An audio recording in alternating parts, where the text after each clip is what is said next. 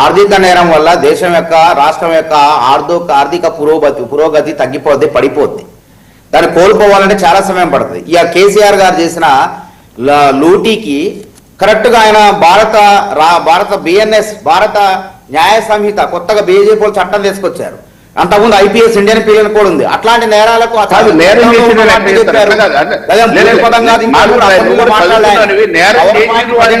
మాట్లాడారు.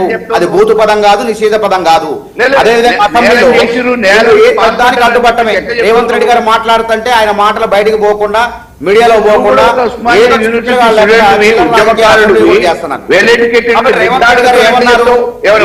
ఎవరి పేరు బీఆర్ఎస్ నాయకుల మూసీలో ఉన్న విషం అంతా బీఆర్ఎస్ నాయకుల కడుపులో ఉన్నది అన్నారు. అదేమన్నా భూత పదమా? విషం అనేది దేవతల రాక్షసులు కొట్లాడుకుంటే విషం అంటారు. విషం అంటాం. విషం వచ్చింది అన్నారు. అసెంబ్లీలో నిషేధించక పదమా? వారు మాజీ ఎమ్మెల్యే కదా, వారికి కూడా తెలుసు ఏ పదం వాడాలో. పార్లమెంటరీ లాంగ్వేజ్ ఏదో వారు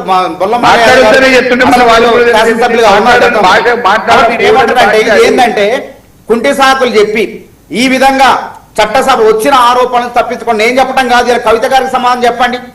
ఇలా పాలమూరు రంగారెడ్డిలో వాటిని అమ్ముకున్నాడని చెప్తుంది ఆమె. ప్యాకేజీలు అమ్ముకున్నాడు హరీష్ రావు అని చెప్తాడు. ఆమె స్వయాన కేసీఆర్ గారు కూతురే చెప్తుంది. అసలు జూరాలలో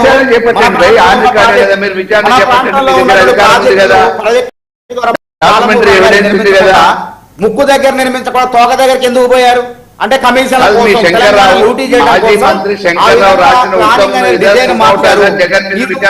నిర్వాహకం వల్ల మనం ప్రాజెక్టులు దక్షిణ తెలంగాణ ఎండబెట్టారు, మొత్తం పండబెట్టారు. కృష్ణా జలాలు 71% మన ప్రాంతం నుంచి పారుతున్నా మనం వాటిలో 0.2 టీఎంసీలు మాత్రమే వాడుకుంటున్నాం. ఆంధ్ర వాళ్ళ సామర్థ్యం, ప్రాజెక్టుల సామర్థ్యం 13 టీఎంసీలు ఉన్నది. ఇది మనకి తలవంపు కాదా? చేసిందంతా చేసి, తప్పులు చేసి, మొత్తం కూడా రాష్ట్రాన్ని లూటీ చేసి ఇలా చర్చకు రమ్మంటే నువ్వు లూటీ చేసినవా చేయలేదా? నీళ్ళలో అన్యాయం చేసినవా చేయలేదా? అసెంబ్లీకి రమ్మంటే ఫామ్ హౌస్ లో ఆ కుంభకర్ణం లెక్క పడుకుంటారండి ఎక్కడన్నా? అసెంబ్లీ సమావేశాలకు వచ్చి వాదించాలి. ఎక్కడ చూడలేదు సంస్కృతి. మనం ఉమ్మడి రాష్ట్రంలో కానివ్వండి, చంద్రబాబు నాయుడు ఉన్నప్పుడు కానివ్వండి, కాంగ్రెస్ అంతకుముందు నేదురుమల జనార్దన్ రెడ్డి, కోట్ల విజయభాస్కర్ రెడ్డి, పీజేఆర్ లాంటి వాళ్ళు తక్కువ మంది 25 మంది ఎమ్మెల్యేలు ఉన్న ఉమ్మడి రాష్ట్రంలో దమ్ము నిల్చోడు ఎదురెడ్డి పోరాటం చేసిన రోజు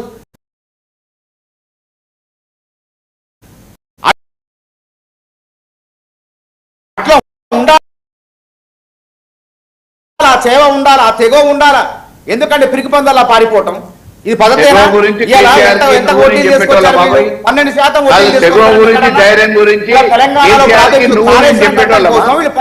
వడ్డీలు తీసుకొచ్చారు.